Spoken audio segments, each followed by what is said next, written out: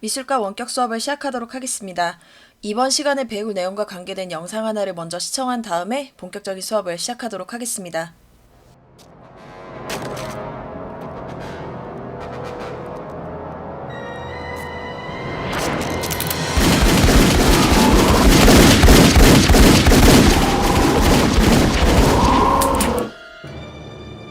Trinity! Help!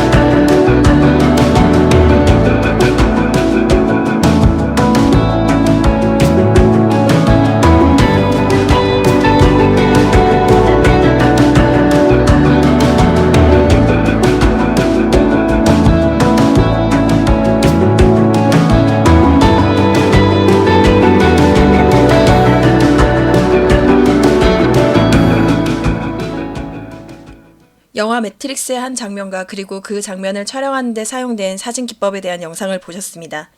영화 속 장면은 카메라를 360도로 설치해 놓은 다음 동작을 연속적으로 촬영하고 그것을 이어붙여서 마치 사람이 정지해 있는 것 같은 혹은 슬로우 모션으로 움직이는 것 같은 효과를 내는 사진 기법을 사용한 영상입니다.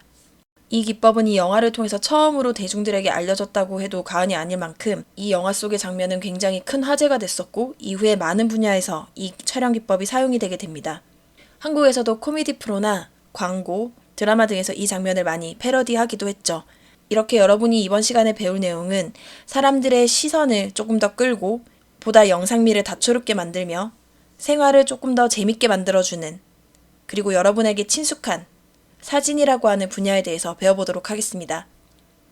사진의 역사와 사진의 정의, 그리고 사진을 구성하는 요소, 구조, 촬영 기법에 대해서 차례대로 살펴보도록 하겠습니다. 그럼 먼저 사진의 탄생과 발전에 대해서 알아보도록 하겠습니다. 제일 먼저 다루게 될 내용은 카메라의 기원입니다.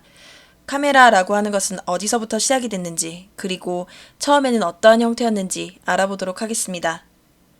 화면을 보시면 화가가 네모난 박스 안에 비춰진 영상을 보고 그대로 따라 그리고 있는 장면이 묘사가 되어 있죠. 이렇게 화가들이 그림을 그림에 있어서 조금 더 사실적인 표현 그리고 대상을 좀 더 잘 관찰하기 위해서 사용되던 도구가 있는데 바로 그것을 카메라 옵스큐라라고 부릅니다. 카메라 옵스큐라란 16세기 무렵 화가들이 사실적인 그림을 그리기 위해서 고안한 장치입니다. 라틴어로는 어두운 방이라는 의미입니다. 어두운 방에 영상을 투영을 시켜서 그것을 보는 장치를 의미를 하는 거죠. 그래서 카메라 옵스큐라는 한쪽 벽에 작은 구멍을 뚫어 반대편 벽에 외부 전경의 역상이 맺히게 하는 장치입니다. 역상이라 함은 위아래가 바뀐 이미지를 얘기를 해요. 그래서 어떠한 사물이 바늘구멍을 통과하게 되고 그것이 위아래로 뒤집힌 상태로 박스 안에 비쳐 보이게 되고 그것의 외곽이나 형태들을 관찰하고 따라 그리는데 사용한 장치라고 생각을 하시면 됩니다. 카메라 옵스큐라는 카메라의 원형이라고 얘기는 할 수 있지만 어떠한 이미지를 필름에 정착을 시키고 현상한 다음 뽑아내는 그런 장치는 없었습니다. 그냥 이미지를 비쳐 보이게 하는 정도의 기술밖에 되질 않았어요. 그래서 카메라의 원형이긴 하지만 카메라라고는 할 수 없는 그런 장치라고 보시면 됩니다. 그래서 카메라 옵스큐라는 이때까지만 해도 회화의 보조 수단으로서 그림을 좀 더 사실적으로 그리는데 도움을 주던 장치 정도라고만 생각을 하시면 됩니다. 카메라 옵스큐라를 사용한 회화 기법을 실루엣 초상 기법이라고 얘기를 합니다. 실루엣 초상 기법이란 빛을 통해 상을 맺히게 하여서 초상화를 그리는 기법을 얘기를 하는 거예요. 인물의 형태나 색감을 좀 더 오래도록 관찰할 수 있게 도와주는 도구였다라고 생각을 하시면 됩니다. 아직 카메라의 형태를 완벽하게 취하진 않았지만 이 카메라 옵스큐라라고 하는 장치가 바로 카메라의 시작이라고 얘기를 할 수 있습니다. 카메라 옵스큐라가 카메라의 시작이었다면 그러면 최초의 사진은 언제 등장을 했을까요? 인류 최초의 사진이라고 하는 작품은 바로 화면에 보이는 이 작품입니다. 무엇을 찍었는지 알 수 없을 정도로 굉장히 흐릿한 작품이죠. 하지만 이 사진 한 장으로 인해서 미술계는 굉장히 크게 변화를 하게 되고 여러분이 알고 있는 사진, 카메라가 아주 급속도로 발전을 하게 됩니다. 이 최초의 사진을 헬리오그래피라고 불러요. 지금 화면에 보이는 작품은 르그라의 집창에서 본 조망이라고 하는 작품으로 조세프 니엡스라고 하는 사람이 찍은 최초의 사진입니다. 1826년도에 제작이 되었습니다. 니엡스는 카메라 옵스큐라에 투영된 영상을 감광판, 즉 빛을 붙잡아 둘 수 있는 판을 이용을 해서 그 영상을 포착하고 포착한 영상을 물체에 영구적으로 정착을 시켰습니다. 바로 인류 최초의 사진을 만들어낸 거죠. 그래서 이렇게 탄생하게 된 사진을 니엡스는 헬리오그래피라고 부르게 됩니다. 헬리오그래피란 태양 광선으로 그리는 그림이라는 뜻을 가지고 있어요. 하지만 니엡스의 헬리오그래피는 8시간이라고 하는 오랜 노출 끝에 탄생을 하게 됩니다.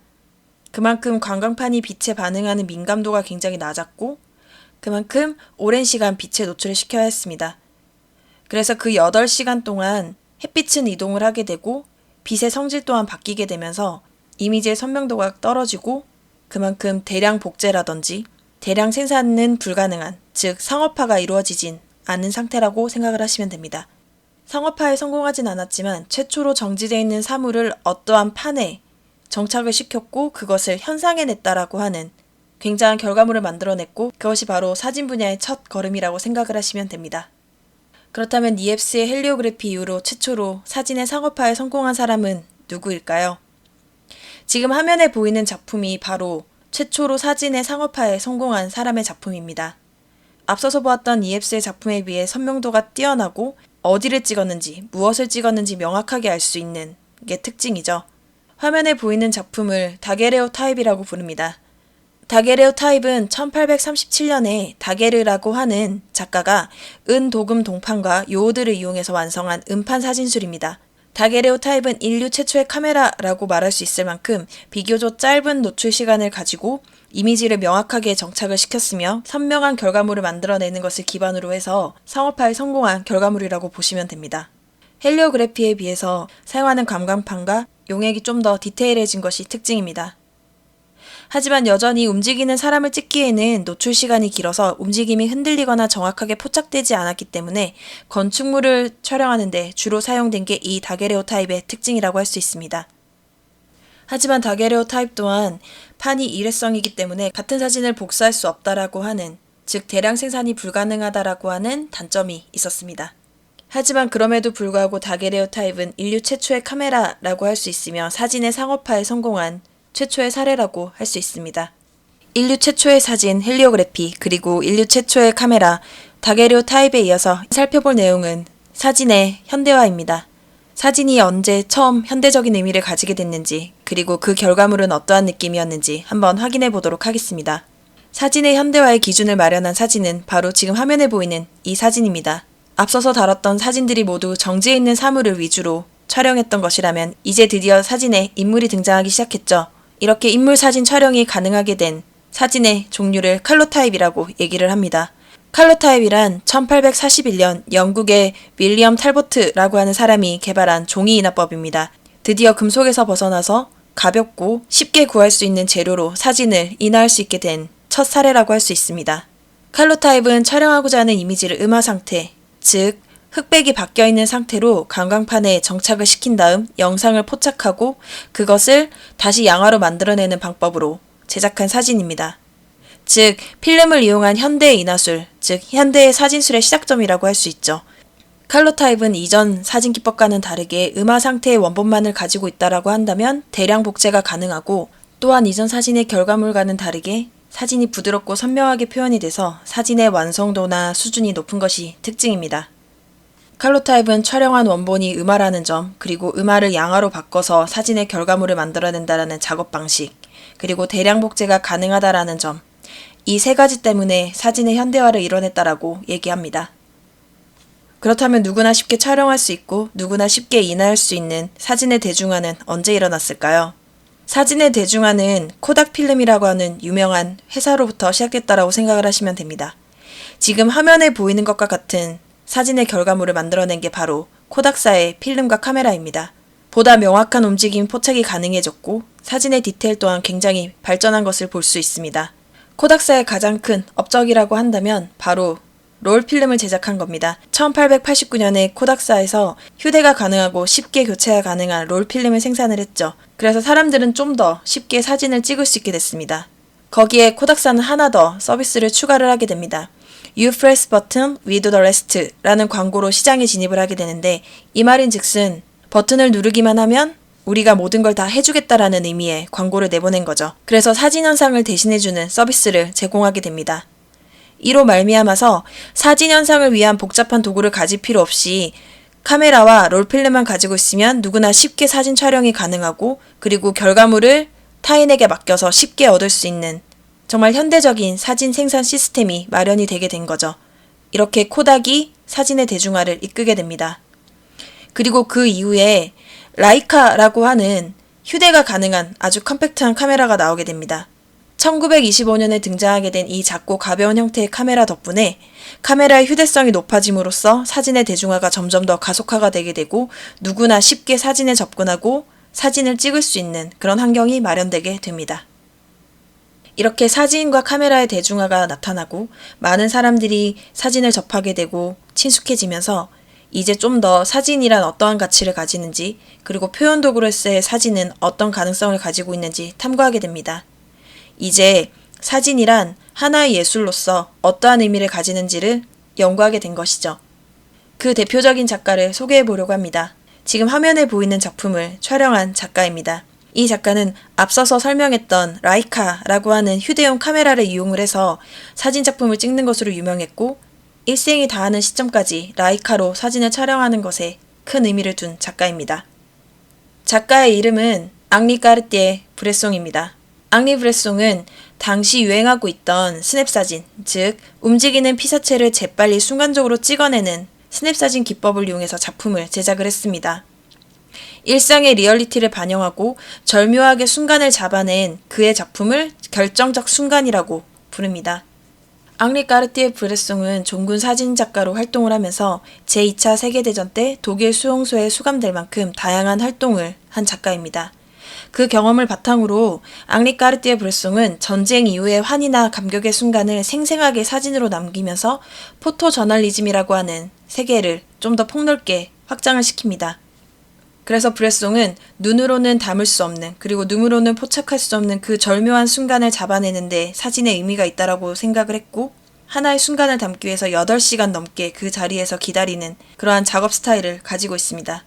그의 작품은 후대에 사진을 예술로 승화했다라고 하는 평가를 받았고 사진이 하나의 예술 장르로서 인정받는 데 큰 역할을 한 작가입니다. 여러분이 지금까지 살펴본 내용은 사진의 역사 파트입니다. 카메라의 원형이라고 할 수 있는 카메라 obscura부터 사진의 대중화를 이끌어낸 라이카, 그리고 사진을 하나의 예술의 장르로서 성장을 시킨 작가까지 쭉 살펴보았습니다. 그러면 다음으로는 사진이란 그럼 어떻게 정의를 내릴 수 있는지, 그리고 사진을 구성하는 3가지 요소는 무엇인지, 또 다양한 촬영 기법에는 어떤 것들인지 살펴보도록 하겠습니다. 본격적인 수업에 들어가기 앞서서 다양한 촬영 기술로 완성해낸 아름다운 작품 사진부터 감상해 보도록 하겠습니다.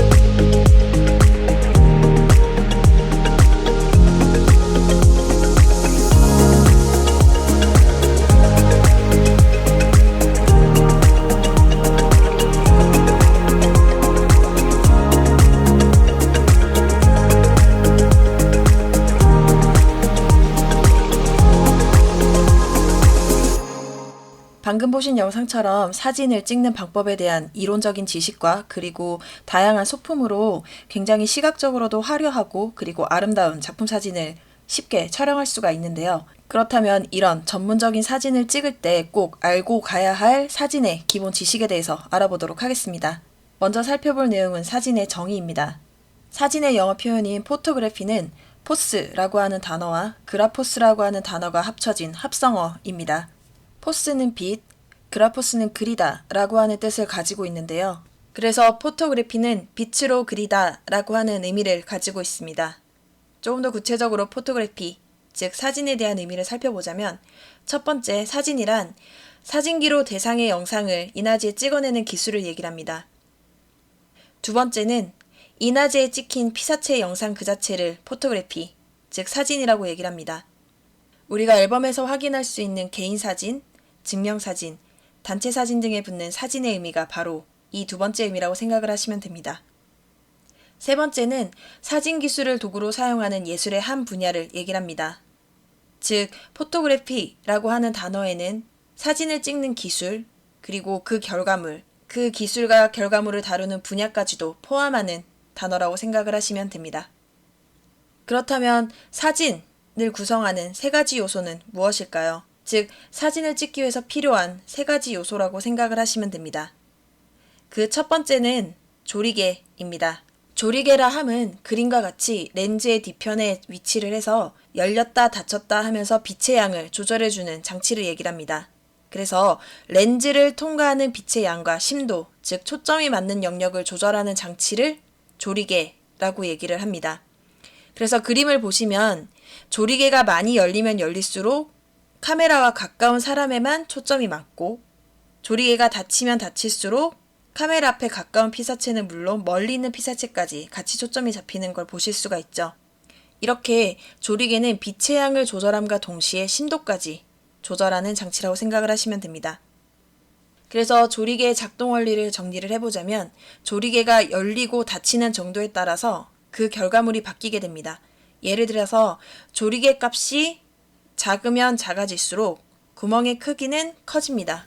위쪽에 그림을 보시면 렌즈 모양으로 되어 있는 아이콘 위에 f2.8, f4, f5.6, f8과 같이 작게 숫자가 적혀 있는 걸 보실 수가 있죠. 그리고 그 숫자가 작으면 작을수록 렌즈 구멍은 굉장히 크고 숫자가 커지면 커질수록 렌즈 구멍이 좁아져 있는 걸 확인하실 수가 있습니다. 이렇게 적혀 있는 f2.8, f4와 같은 숫자를 조리개 값이라고 부릅니다. 그래서 조리개 값이 작으면 작을수록 구멍은 크게 열리게 됩니다. 그렇다면 조리개 값이 올라가면 올라갈수록 구멍의 크기는 작아지겠죠. 조리개 값이 작을수록 구멍이 많이 열리기 때문에 한 번에 받아들이는 빛의 양이 많습니다. 대신에 조리개 값이 커지면 빛의 양은 적어지겠죠. 그리고 조리개 값이 작아질수록 초점이 맞는 영역은 좁아지고 조리개 값이 커지면 커질수록 초점이 맞는 영역은 넓어지게 됩니다. 이 말인즉슨 우리가 눈동자를 가늘게 떴을 때는 멀리까지 잘 보이지만 눈을 크게 뜨고 봤을 때는 앞에 있는 것에만 집중하고 그 주변의 것은 날아가게 되죠. 그것과 똑같은 원리라고 생각을 하시면 됩니다. 그래서 초점 영역이 좁기 때문에 심도 같은 경우에는 얕아질 수밖에 없고요.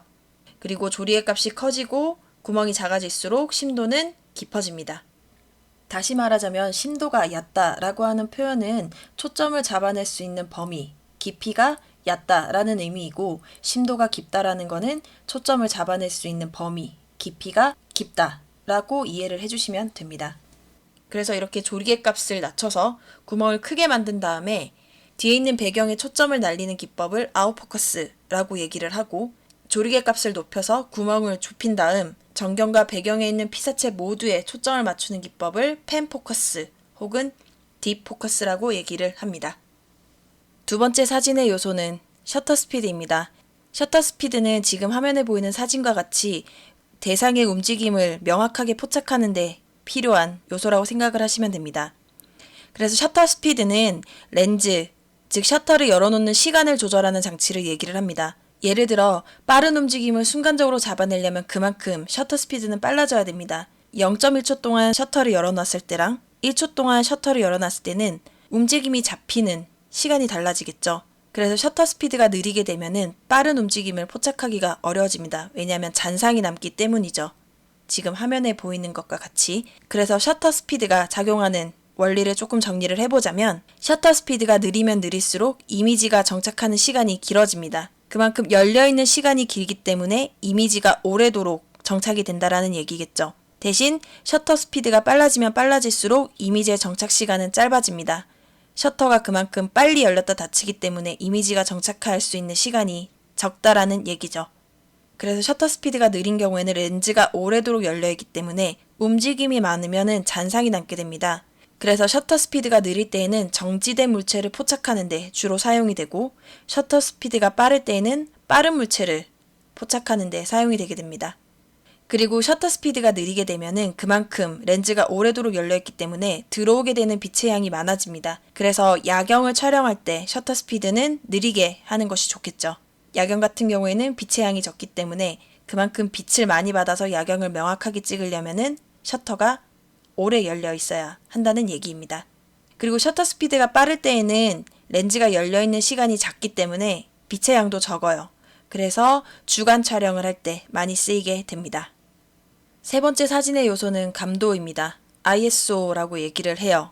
감도는 지금 사진에 보이는 것처럼 빛에 반응하는 민감도, 빛에 반응하는 정도를 얘기를 합니다. 숫자가 작을수록 빛에 반응하는 민감도가 낮고 숫자가 높을수록 빛에 반응하는 민감도가 높습니다. 정리하자면 감도는 필름, 인화지의 빛에 대한 민감도 혹은 빛에 반응하는 정도를 말합니다. 감도에 따른 변화를 설명을 하자면 ISO가 낮으면 빛에 대한 민감도가 낮아요. 그리고 ISO가 높으면 빛에 대한 민감도가 높습니다. ISO가 낮을 경우에는 빛에 대한 민감도가 낮기 때문에 광량이 많은 주간에 촬영하는 것이 적정하고요. ISO가 높을 때에는 빛에 대한 민감도가 높기 때문에 야간 촬영을 할 때 쓰는 것이 적절합니다. 즉, 주간 촬영은 이미 빛이 충분하기 때문에 빛에 대한 민감도가 높지 않은 적정한 수준의 ISO 필름을 사용을 하면 된다는 뜻이고, 야간 촬영 시에는 주변이 어둡고 빛의 양이 적기 때문에 그만큼 그 적은 빛의 양에도 빠르게 반응할 수 있는 ISO, 즉 감도가 높은 필름을 사용해야 된다라는 의미입니다. 그러면 ISO가 낮은 필름과 ISO가 높은 필름을 둘 다 동일한 낮 시간대에 촬영한다는 가정하에 예시를 들어보자면 ISO가 낮은, 그러니까 빛에 대한 민감도가 낮은 필름을 사용했을 때에는 셔터 스피드를 낮춰야 해요. 그만큼 빛을 받을 수 있는 시간을 늘려야 된다는 거죠. 그리고 조리개는 열어야 합니다. 빛을 받는 양을 늘려야 된다는 얘기예요. 하지만 동일한 낮 시간대에 ISO가 높은, 즉 빛에 대한 민감도가 높은 필름을 사용했을 때에는 이미 빛에 대한 민감도가 높기 때문에 셔터 스피드를 높여서 빛을 받아들이는 시간을 줄이고 조리개 값을 낮춰서 빛을 받아들이는 양 또한 줄일 필요가 있겠죠. 그래서 그때그때 빛의 광량에 따라서 ISO를 잘 조절할 필요가 있습니다. 감도에 대한 이해가 중요한 이유는 감도가 높을수록 사진의 노이즈, 즉 미세한 점의 흔적이 심해져서 이미지의 선명도가 떨어져요. 그래서 사진을 찍는 빛의 상황과 감도가 적절하지 않으면은 뽑아낸 사진의 질이 떨어지게 됩니다. 그래서 주의할 필요가 있어요. 그래서 꼭 사진을 찍을 때의 광량에 따라서 적정 ISO 필름을 선택할 필요가 있습니다. 그러면 지금까지 살펴본 조리개는 어디에 있는지, 또 셔터는 어디에 있는지, 카메라의 구조는 어떻게 되어 있는지, 어떤 식으로 사진이 찍히는지 한번 살펴보도록 하겠습니다. 카메라의 구조를 단순한 그림입니다. 왼쪽이 렌즈, 그리고 오른쪽이 뷰파인더라고 했을 때 렌즈에서 가까운 이 부분에 있는 것을 조리개라고 합니다. 구멍의 크기를 조절하면서 빛의 양을 조절하는 장치이죠. 그리고 안쪽으로 들어가면 반사경이 있습니다. 우리가 사진을 찍을 때 눈을 가져다 대는 뷰파인더로 이미지를 올려주는 작업을 하는 장치입니다. 그리고 앞서서 살펴본 셔터는 바로 이 위치에 있습니다. 빛을 받아들이는 시간을 조절하는 장치죠. 그리고 그 셔터 뒤에 필름이 위치하게 됩니다. 그리고 반사경 위로는 펜타프리즘이라고 하는 장치가 있어서 렌즈로 바라보는 이미지가 카메라 안으로 들어오게 되면은 역상이 되게 되는데 그 역상을 올바른 위치로 잡아주는, 그래서 뷰파인더로 우리가 이미지를 봤을 때 정방향으로 보이게끔 하는 장치라고 생각을 하시면 됩니다. 사진이 찍히고 그리고 우리에게 눈으로 확인하는 과정을 보게 된다면 이런 식으로 이루어지게 됩니다. 렌즈로 바라보는 이미지가 반사경에는 역상으로 맺히게 되고 그것이 위로 올라가서 펜타프리즘을 통해서 방향이 바로 잡혀서 우리 눈으로 들어오게 되는 이 과정을 거쳐서 사진이 찍히게 되고 우리가 사진을 확인할 수 있게 됩니다. 마지막으로 사진의 다양한 기법과 특징에 대해서 알아보고 이번 주 수업을 마무리해 보도록 하겠습니다. 첫 번째로 함께 살펴볼 사진의 기술은 바로 앵글입니다. 앵글은 기본적으로 사진을 찍는 각도를 얘기를 합니다. 화면 속 세 가지 사진을 함께 관찰해 보도록 하겠습니다. 사진을 보면 건물을 찍었다라는 공통점은 있지만 사진을 찍은 각도와 느낌이 굉장히 다르죠. 첫 번째 사진 같은 경우에는 위에서 아래로 쳐다보는 시점에서 찍은 사진이고 두 번째는 나와 같은 눈높이에서 찍은 사진이며 세 번째는 아래에서 위로 쳐다보는 시점으로 찍은 사진이죠. 첫 번째와 같은 앵글을 하이 앵글이라고 얘기를 합니다. 그리고 두 번째를 미들 앵글, 세 번째를 로우 앵글이라고 얘기를 합니다. 하이 앵글은 카메라가 피사체보다 높게 위치해서 아래로 내려다보면서 찍는 촬영 각도를 얘기를 합니다. 그리고 미들 앵글은 카메라와 피사체가 같은 높이에 위치해서 비교적 피사체의 모습을 그대로 담는 촬영 각도로 평범한 각도라고 할 수 있습니다. 로우 앵글은 카메라가 피사체보다 아래에 위치해서 올려다보는 느낌으로 찍는 촬영 각도인데 보다 웅장한 느낌을 주고 거대한 느낌을 주는 것이 이 각도의 특징입니다. 그리고 조금 독특한 앵글이 있습니다. 두 사진 작품을 보시면은 굉장히 각도가 극대화된 느낌이 있죠. 첫 번째 사진을 버드 아이 뷰라고 얘기를 하고 두 번째를 웜즈 아이 뷰라고 얘기를 합니다. 버드 아이 뷰는 새의 비행 시점에서 피사체를 본 촬영 각도로 항공사진을 예로 들 수 있습니다. 그래서 피사체가 매우 단축되어 보이고 작아 보이는 게 특징입니다. 웜즈 아이 뷰는 버드 아이 뷰와 완전 반대되는 성질로서 땅에 붙어서 기어다니는 애벌레 시점에서 피사체를 본 촬영 각도입니다. 로우 앵글이 완전히 극대화된 각도라고 할 수 있죠. 그래서 높이 치솟는 느낌을 주는 것이 바로 이 웜즈 아이 뷰입니다. 그럼 지금부터 조금 다양한 사진 촬영 기법을 알아보도록 하겠습니다. 두 사진을 보시면 첫 번째 사진 같은 경우에는 파도의 움직임이 명확하게 잡힌 것이 아니라 마치 폭포수처럼 흐르는 것 같은 느낌을 주는 사진으로 찍혔죠. 반면에 두 번째 사진 같은 경우에는 물속에 서 있는 여인의 모습이 순간적으로 포착된 느낌을 주고 있습니다. 첫 번째 사진 촬영 기법을 저속 촬영이라고 얘기를 해요. 타임랩스라고 보통 얘기를 합니다. 그리고 두 번째와 같은 사진 촬영 기법을 고속 촬영, 하이스피드 포토그래피라고 부릅니다. 저속 촬영은 움직이는 사물을 아주 느린 셔터 스피드로 촬영하는 기법을 얘기를 합니다. 셔터를 긴 시간 동안 열어놓기 때문에 피사체의 움직임의 궤도가 그대로 촬영돼서 독특한 느낌을 주게 됩니다. 그래서 이렇게 밤에 라이트 펜으로 그림을 그리는 이 움직임의 궤도까지 찍을 수 있는 것이 저속 촬영이고 흔히 보는 야경에서 차들이 지나가는 불빛의 궤도를 찍는 것도 저속 촬영 기법이라고 생각을 하시면 됩니다. 타임랩스 기법으로 촬영한 영상 하나를 보고 고속 촬영에 대해서 알아보도록 하겠습니다.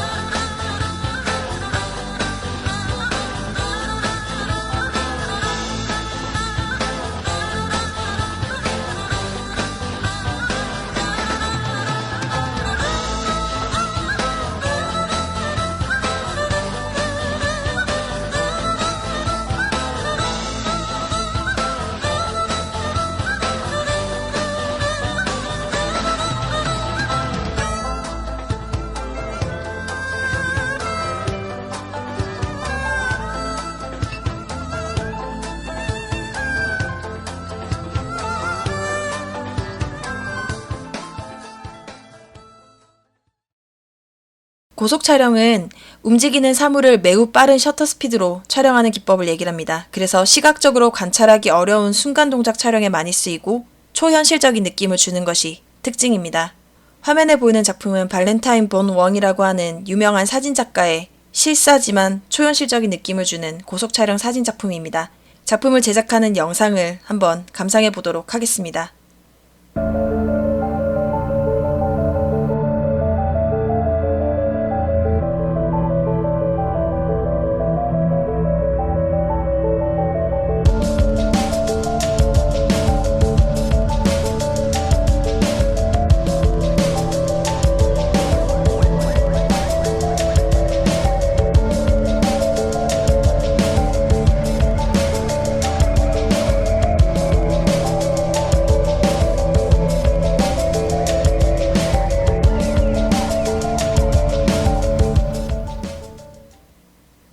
영상에서와 같이 물속에선 유속 때문에 머리카락이나 드레스 자락이 많이 흩날리게 되죠. 하지만 그런 움직임까지도 순간적으로 포착해낼 수 있는 게 바로 고속 촬영의 특징이라고 할 수 있습니다.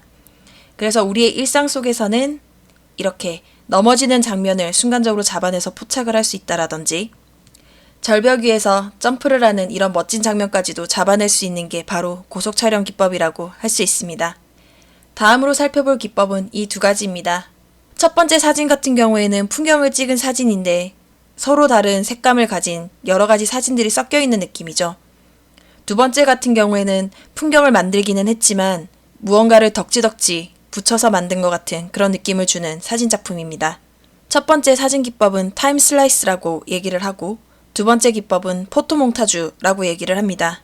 타임 슬라이스라 함은 일정한 시간 간격으로 사진을 촬영한 뒤에 한 대로 연결, 즉 합성을 해서 한 장의 사진 안에 시간의 변화를 담아내는 기법을 얘기를 합니다. 화면 속의 사진 작품은 한 장소에서 일정한 시간 간격을 두고 풍경을 찍은 다음 빗살 무늬 모양으로 그 시간대에 따른 사진을 연결해서 독특한 분위기의 작품을 만든 작품입니다. 두 번째 사진은 왼쪽은 낮의 풍경, 오른쪽은 밤의 풍경이 자연스럽게 연결되어 있는 사진 작품입니다. 이 작품은 스테판 윌크스라고 하는 사람의 작업물로서 데이 앤 나잇이라고 하는 시리즈물 중에 하나입니다. 그리고 스테판 윌크스는 크레인 위에서 한 장면을 24시간 동안 촬영한 다음 굉장히 세밀하고 정교하게 합성을 해서 한 장의 사진 안에 낮과 밤의 풍경이 동시에 들어있는 독특한 사진 작품을 제작하는 작가입니다. 바로 이렇게 일정한 시간 간격으로 동일한 장소를 촬영한 다음 그 시간의 변화를 표현한 사진 기법을 타임 슬라이스라고 얘기를 합니다. 포토 몽타주는 따로 촬영된 서로 연관성이 없는 사진을 결합 혹은 조립해서 새로운 장면이나 내용을 만드는 기법을 얘기를 합니다. 지금 화면에 보이는 작품은 거리의 풍경을 아무렇게나 그리고 여러 각도에서 찍은 것을 한데 모아서 재구성한 작품이죠. 이런 것을 포토 몽타주라고 얘기를 합니다. 이 작품 같은 경우에는 조금 덕지덕지 붙인 그런 느낌이 있다라고 한다면 지금 보이는 이 작품 같은 경우에는 형태별로 사진을 자르고 색감이 서로 다른 사진을 이미지별로 명확하게 잘라서 좀 더 독특한 분위기의 느낌을 주는 포토 몽타주 작품입니다. 다음 기법은 이 두 가지입니다. 첫 번째 같은 경우에는 현실에 없을 법한 상황이 연출된 사진이라면 두 번째는 이게 마치 현실인지 실제인지 착각이 들게끔 하는 사진 작품이죠. 첫 번째 같은 사진 기법을 메이킹 포토그래피라고 얘기를 하고 두 번째 사진 기법을 눈속임 사진 혹은 착시 사진이라고 얘기를 합니다. 메이킹 포토그래피는 사물의 크기나 형태를 변형하고 초현실적 공간을 연출한 다음에 그 장면을 사진으로 찍는 기법을 얘기를 합니다. 단순히 일상적인 장면 혹은 독특한 장면을 포착하는 것이 아니라 작가가 의도를 가지고 창작하고 구성한 사진을 얘기를 해요. 그래서 화면에 보이는 것처럼 이렇게 초현실적인 공간을 구성을 하고 의도에 맞게 사진을 촬영하는 기법을 메이킹 포토그래피라고 얘기를 합니다. 또 다른 예시로는 이런 작품도 있습니다. 한국의 작가이고 작은 한 평짜리 방을 그때그때 컨셉에 맞춰서 제작한 다음 초현실적인 느낌으로 사진을 찍는 작가입니다. 마지막 착시 사진은 거리나 위치, 크기 등의 변화를 주고 시각적인 착시를 이용해서 실제로는 불가능하지만 실제감이 있는 초현실적 장면을 촬영하는 기법을 얘기를 합니다. 지금 화면에 보이는 작품은 커다란 종이에 루브르 박물관의 외관을 드로잉을 하고 그것을 피라미드에 붙여서 마치 피라미드가 없어진 것 같고 연필 그림이 합성된 것 같은, 이게 진짜 현실인지 그림인지, 내가 여기에 있는 게 맞는지, 내가 보고 있는 것이 정말 사실인 건지가 헷갈리게끔 하는 작품이라고 할 수 있습니다. 또 다른 예시로는 이런 것들도 쓸 수가 있죠. 거리나 위치에 따라서 마치 컵에 아기가 들어가 있는 것 같은 그런 초현실적인 느낌을 주는 작품을 찍을 수도 있고요. 그리고 또 다른 작가는 밑에 있는 페이퍼컷 일러스트를 세 개의 유명한 랜드마크에다가 합성을 하듯이 가져다 대고 사진을 찍어서 작품을 완성합니다. 그래서 지금 화면에 보이는 작품은 합성한 것이 아니라 멀리 보이는 건물 위에 종이를 갖다 대고 그것을 다시 카메라로 촬영한 작품이라고 할 수 있죠. 그래서 이 작가의 독특한 작품 제작 영상을 한번 보시면서 이번 시간을 마무리하도록 하겠습니다.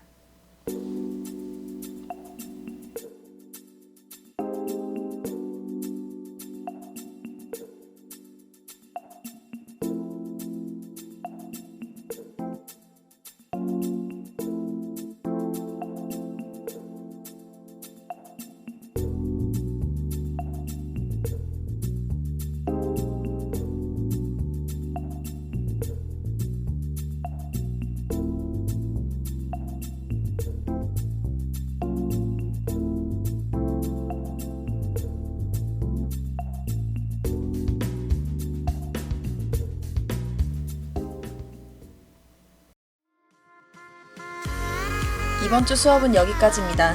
2시간 동안 진행한 수업 내용은 활동지에 잘 기록을 해두시길 바랍니다. 오늘 여러분이 시청한 강의 영상은 온라인 클래스에도 올라가 있으니 혹시 보충할 일이 필요하면 거기를 활용하면 될 것 같습니다.